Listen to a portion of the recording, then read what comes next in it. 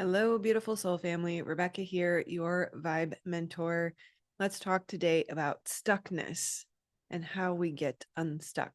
It's a very general conversation and topic that we often tend to find external solutions for. But in the work that I do as a trauma healer, the founder of Trauma Spotting through Source Tapping, and rather, I should say, the recipient of the process, I help people not only heal their minds, but heal their body, their soul, their life purpose, and what they are creating in life. And stuckness can apply in so many different areas, whether it is love or health or wealth or any goal that you desire in your life. Getting unstuck, surprisingly, has a very simple, soft, and similar solution, regardless of the area that you are stuck in. If you do me a favor and take a deep breath as you listen to this conversation, notice your body. That we often think the age-old phrase, "I think, therefore I am," is gospel, that we follow what the mind says. We think the mind is in charge of resolving problems. And we think that our stuckness will somehow be resolved by something we find with our mind. But oftentimes we forget, overlook the greatest resource we have ever been given, and that is your physical body. As you take that deep breath, scan your awareness across your body from head to toe, and just notice what you notice. Notice the area of your body that calls your attention most. And let that rest in the background of your mind as you listen to the rest of this conversation. We're exercising a new muscle here. Have you ever noticed that you could have a conversation with someone and also be thinking about what you'll have for dinner at the same time? We have the ability to have two tracks of thought, simultaneously holding one track as we even articulate externally on another track. We can hold our awareness inside our body. At the same time, we can hold our awareness on this conversation. This is part of the shift in consciousness. This is part of what will shift us out of our stuckness and into our purpose, our mission, and eventually heaven on earth. But it requires retraining your brain, recognizing the proper role for your mind and asking it to shift. Now, I won't say that this is the only one right way, because at one point in time, we needed to think so we could therefore be. That was true then, but it's no longer true now. Breathing into your body again. Noticing that sensation that calls your awareness most. And understanding it's not just a niggle, not just an annoyance, not just something your body's doing. Noticing the posture you may have previously held, maybe even in resistance to that sensation or your body. We used to subconsciously or even unconsciously blame our body for the way we experience life, for the negative sensations that we might experience, maybe even for making pain possible. But very rarely do we appreciate our body, let alone recognize it is the portal, the avenue, the pathway, not only to breaking through blocks and getting unstuck, but also to receiving divine guidance. We are told that the body is the temple, that the kingdom of heaven is within, and yet our consciousness, more often than not, is pulled outside of us. Some would argue by design. That's neither here nor there for me. Your body is not your own means that your body is conscious, wise, alive, intelligent. Your body knows how to heal. And the only thing that keeps it from healing is your mind. And so, as we explore this new posture of how we posture towards our body and maybe shift away from our mind a bit, we start to notice the mind and how it creates the stuckness, overthinking, rumination, excessive round and round on that hamster wheel of thought, trying to solve problems that it rarely solves. One must beg the question, is it doing what we had hoped it would accomplish? Are we doing the same thing over and over, expecting a different result? If we start to understand the neuroscience and even the way that an overwhelming experience or trauma can change the brain and body, we start to see that the mind doesn't necessarily perceive reality, air quotes. That if we look at the eyes, which are also considered part of the brain, and the way that it processes images, we start to recognize that the image that I see is fractaled, pixelated, broken down, processed in millions of different areas, and then put back together into one cohesive image based on my perception, my belief, and my experience. So, what is reality then?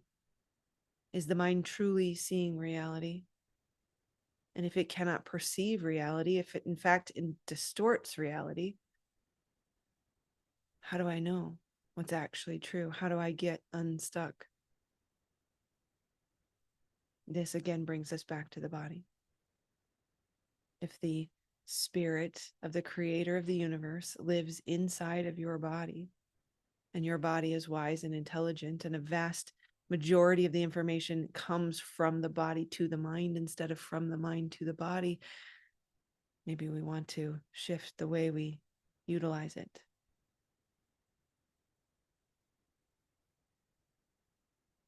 The first shift in posture is gratitude. To be aware of those sensations in the body with tremendous gratitude, understanding that it speaks a language that I cannot understand through analysis or picking apart or thinking. And as I breathe into that sensation, I have to surrender my mind to the Creator, to the spirit of the Creator, and to the body. I have to set aside my ego and be willing to recognize I don't have all the answers. I haven't had it figured out yet. So clearly, I must do something different. As we surrender the mind and the ego to the spirit of the Creator inside the body, we listen to that sensation through pure awareness, becoming the observer, a compassionate witness only, patient and still, adhering to the instruction that we've been given to be still and know that I am God. Recognizing that what I think I know may be so intricately layered and nuanced that the mind could never figure it out alone.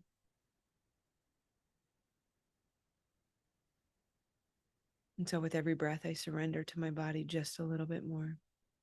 Surrender to the Creator inside the body just a little bit more. Noticing any contraction, bracing, resistance, and I choose to consciously surrender and unwind.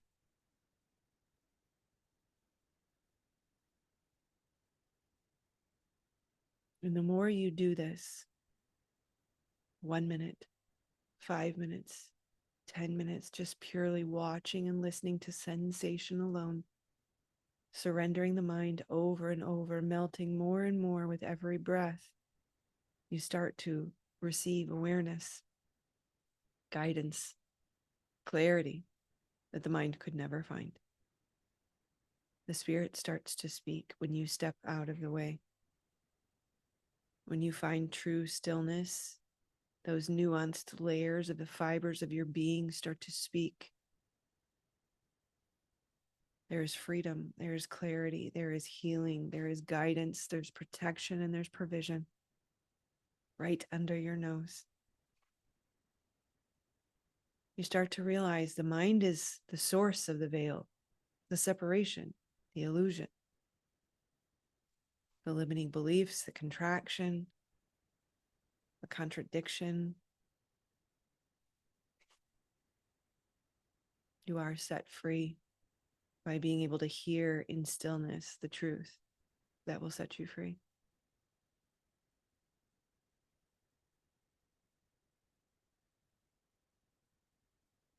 Your body sighs with relief that no longer has to battle the war zone that is created by the mind with every thought of threat and problem.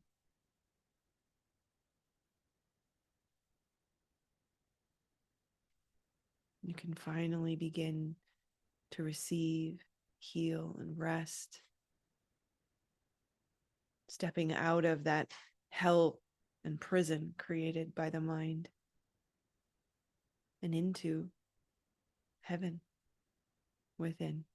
And so if you're ready to exit the hell created by the mind, start to notice purely as that compassionate witness. With infinite grace, recognize the part of you that's scared, the part of you that's shaking, the internal chaos that keeps you running, and embrace that part. Hold it, assuring it as you connect with the spirit of the creator of the universe inside of your body that you are held. It's not up to you. You are safe. And there is a power greater than any other on earth that will hold you, provide for you, protect you, and guide you, so long as you are willing to put down the fight, put down the mind, and rest in presence and stillness and awareness in every whisper of the Holy Spirit in the body. That is every sensation guiding you and leading you home.